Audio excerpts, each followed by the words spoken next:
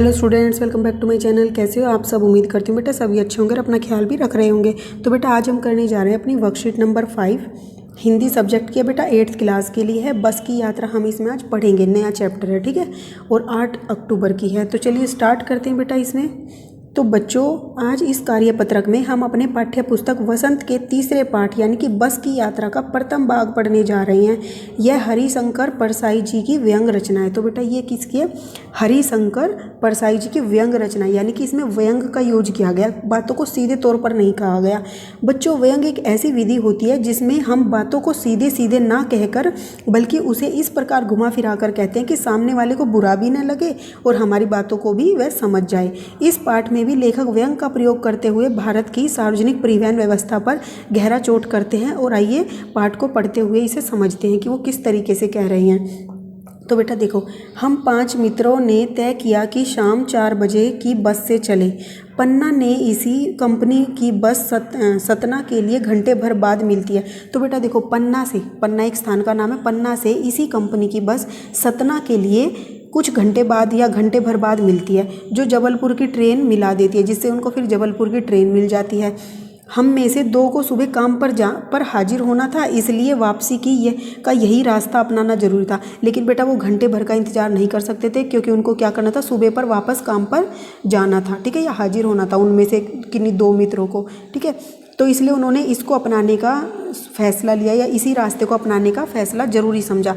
लोगों ने सलाह दी कि समझदार आदमी इस शाम वाली बस से सफ़र नहीं करते। तो फिर लोगों ने उन्हें सलाह दी कि इस शाम वाली बस से कोई भी समझदार व्यक्ति यात्रा नहीं करता।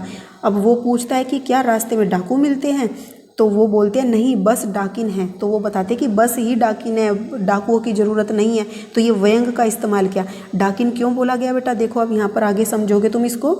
डाकिन का मतलब होता है, डाकू जो होता है उसका स्त्रीलिंग रूप होता है डाकिन। हाजिर मतलब होता है मौजूद या उपस्थित, ठीक है। बस को देखा तो श्रद्धा उमड़ पड़ी। जब लेखक ने बस को देखा तो उसने व्यंग किया कि बस को देखते ही मुझे श्रद्धा उमड़ पड़ी। जैसे तुम सब बोलते हो, या फिर तुम कभी काम नहीं करके आते तो तुम्हारी टीचर्स भी क्या करती है, कई बार तुम पर व्यंग करती हैं, ठीक है, कि तुम तो थक गए होंगे, सारा दिन तुमने इतना काम किया होगा, तुम पढ़ ही नहीं पाए, है ना। ऐसे ऐसे करते थे, क्योंकि जब मतलब कि वो तुम्हें कुछ कहेंगे तो नहीं, लेकिन हंसी में मजाक में वो व्यंग करते थे फिर तुम पर। खूब वयोवृद्ध थी। तो फिर वो बोल रहे कि खूब वयोवृद्ध थी, मतलब कि वो काफ़ी उम्र की हो चुकी है और उस पर उसको दया आ गई। सदियों के अनुभव के निशान लिए हुई थी, और सदियों के अनुभव के उस पर निशान थे, मतलब कितने दिनों से वो, कितनी पुरानी हो चुकी है, कब से चल रही है, तो उस पर टूट फूट हो चुकी थी बेटा, टूटी हुई थी जगह जगह से। तो उसको कह रहा है कि सदियों के अनुभव के निशान ले रखी है, मतलब उसको अनुभव में बोल दिया। ये नहीं बोला कि टूटी फूटी हुई है, जगह जगह से जर्जर हो रखी है, बल्कि ऐसे बोला कि उसको अनुभव है, उसने इतने सालों तक यात्रा की है कि उसको इतना अनुभव हो चुका है, वो दिख रहा है उस पर। लोग इसलिए इससे सफ़र नहीं करना चाहते कि वृद्धावस्था में इसे कष्ट होगा। अब देखो फिर से व्यंग क्या बेटा, कि लोग इससे इसलिए सफ़र नहीं करना चाहते क्योंकि इसको कष्ट होगा, क्योंकि ये इतनी उम्र की हो चुकी है। जबकि इसका मीनिंग क्या था लेखक का कहने का, कि वो इतनी जर्जर हालत में है, इतनी टूटी फूटी है जगह जगह से, अगर लोग इसमें सफ़र करेंगे तो बस को नहीं बल्कि लोगों को ही कष्ट होगा। तो ये कहना चाह रहा था वो। यह बस पूजा के योग्य थी। तो वो क्या बोल रहा है, यह बस पूजा के योग्य है, यानी कि यह सिर्फ देखने के लायक ही रह गई है, इसका और कुछ काम नहीं है। उस पर सवार कैसे हुआ जा सकता है, और इस पर हम सवार कैसे हो सकते हैं जब ये टूटी हुई है, किसी हालत में नहीं है चलने लायक। तो ये सब वो कहना चाह रहा है व्यंग के तौर पर। अब यहाँ पर शब्द बेटा आपने पढ़ ही लिए दो। वयोवृद्ध का मतलब क्या होता है, बड़ी आयु वाला या वाली। वृद्धावस्था का मतलब होता है बुढ़ापा, ठीक है। अब बेटा इसके कुछ क्वेश्चन आंसर है, वो कर लेते हैं, चलिए।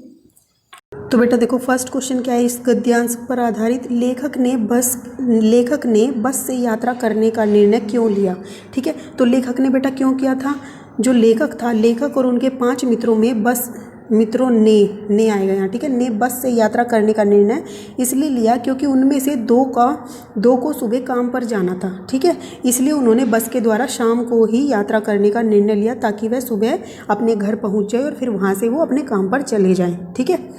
अब नेक्स्ट क्वेश्चन क्या है बेटा, कि लोगों ने यात्रा के संबंध में लेखक को क्या सलाह दी और क्यों दी। तो बेटा लेखक को क्या सलाह दी थी, लोगों ने यात्रा के संबंध में लेखक को सलाह दी कि समझदार व्यक्ति यहाँ पर इस आएगा, ठीक है, इस शाम वाली बस में यात्रा नहीं करते, ठीक है। समझदार व्यक्ति इस शाम वाली बस में यात्रा नहीं करते। जब लेखक ने पूछा क्यों, लेखक ने पूछा क्यों, क्या रास्ते में डाकू मिलते हैं? तो उन्होंने उत्तर दिया नहीं, बस डाकिन है, मतलब बस ही डाकिन है। ठीक है, अब ये उन्होंने व्यंग का प्रयोग किया है, मतलब बस डाकिन ने ऐसे कह दिया कि बस की वजह से ही उन्हें बहुत परेशानी होती है। अब नेक्स्ट है बेटा, बस को देखकर लेखक ने जो व्यंग बातें कही उनको अपने शब्दों में लिखिए। ठीक है, तो अपने शब्दों में आपको लिखना है बेटा। तो बस को देखकर क्या कहा था लेखक ने? बस को देखकर लेखक ने कई व्यंग बातें कही, जैसे उन्होंने कहा कि जैसे ही बस को देखा तो श्रद्धा उमड़ पड़ी। इसका क्या मतलब है बेटा? मतलब कि उस पर लेखक को दया आ गई। दूसरा व्यंग क्या किया था? दूसरा व्यंग किया कि, यहाँ पर की जो है छोटा कर लेना, ये मात्रा छोटे वाली आएगी है। ठीक है, किया कि खूब वयोवृद्ध है, सदियों के अनुभव के निशान लिए हुए है। ठीक है, वो बस, तो मतलब इसका क्या हुआ? मतलब कि बस की खूब जर्जर हालत थी और वह जगह जगह पर टूटी हुई थी, या जगह जगह से टूटी हुई थी। ठीक है, तीसरा व्यंग किया कि लोग इससे इसलिए यात्रा नहीं करना चाहते क्योंकि इसे वृद्ध अवस्था में कष्ट होगा। जबकि इसका मतलब क्या है? इस बात को कहने से उनका मतलब यह था कि जो भी इस बस में यात्रा करेगा उसको बहुत कष्ट होगा। ठीक है, तो उसको कष्ट होगा, ना कि बस को कष्ट होगा। लेकिन वो व्यंग तरीके से कही, उसको सीधे ना बोलकर दूसरे तरीके से बोला गया बात। यही व्यंग होते कि हम डायरेक्ट नहीं बोलते, कोई भी बात घुमा फिरा कर बोलते हैं। ठीक है, अब नेक्स्ट क्वेश्चन क्या है बेटा कि गतिविधि बोली गई है। आप अपनी कल्पना से अपने घर में पड़ी किसी भी पुरानी चीज़ को देखते हुए मजाकिया लहजे में उससे होने वाली बातचीत को लिखिए। तो बेटा जो भी आपके घर में कोई भी ऐसी चीज़ें पड़ी हो, वस्तु पड़ी हो, उसके ऊपर आप अपने तरीके से लिख सकते हो। अपने तरीके से लिखने की कोशिश करना बेटा, तभी आपको लिखना आएगा, क्योंकि पेपर में हम सब लिख कर नहीं देंगे आपको। फिर भी मैं आपको आइडिया दे देती हूँ। मेरे घर में कुछ बचपन के खिलौने पड़े हुए हैं। उनसे बातें करते हुए मैंने खिलौनों से कहा, जब तुम बड़ी उम्र के थे तो मुझे तुमसे खेलना पसंद आता था। अब तुम प्रतिदिन छोटे होते जा रहे हो, इसलिए मुझे अब तुम सबके साथ खेलना पसंद नहीं है। तो बेटा देखो, खिलौने कभी छोटे होते हैं, मतलब कि बड़े होते हैं या छोटे होते हैं, वो तो जितने होते हैं उतने ही रहते हैं। जबकि किसकी उम्र बढ़ रही थी? तुम्हारी। जैसे तुम बात कर रहे हो तो तुम्हारी उम्र बढ़ रही है, लेकिन तुम खिलौनों को कह रहे हो, तो उल्टा बोल रहे हो। ठीक है, यही होते हैं व्यंग। तो अब तुम दिन प्रतिदिन छोटे होते जा रहे हो, इसलिए मुझे तुम सबके साथ खेलना पसंद नहीं है। या तो तुम सब बड़े हो जाओ, नहीं तो मैं तुम सबको किसी और को दे दूंगी।